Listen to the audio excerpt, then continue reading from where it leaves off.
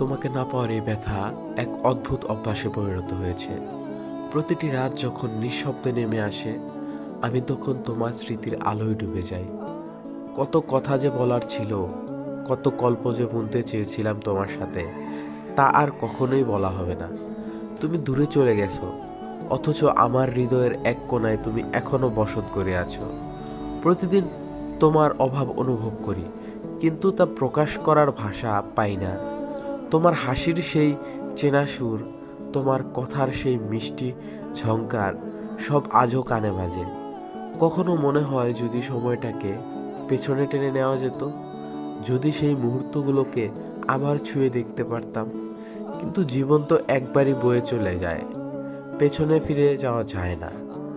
তুমি হয়তো এখন অনেক দূরে, অন্য কোথাও, অন্য কারো সাথে সুখ খুঁজে নিয়েছো। আমি তোমার সেই সুখের পথে বাধা হতে চাই না। শুধু এতটুকু চাই, কোনো এক একলা রাতে যদি আমার কথা মনে পড়ে, যদি অনুভব করো যে কেউ ছিল যে তোমাকে নিঃস্বার্থভাবে ভালোবেসেছিল, তবে এক মুহূর্তের জন্য হলেও আমায় মনে করো। আমি জানি তোমাকে পাওয়া আমার নিয়তি ছিল না, কিন্তু তোমাকে ভালোবাসা ছিল আমার জীবনের সবচেয়ে সত্য অনুভূতি। সেই অনুভূতি নিয়েই হয়তো একদিন আমি হারিয়ে যাব, তোমার স্মৃতির ছায়ায় বিলীন হয়ে যাব।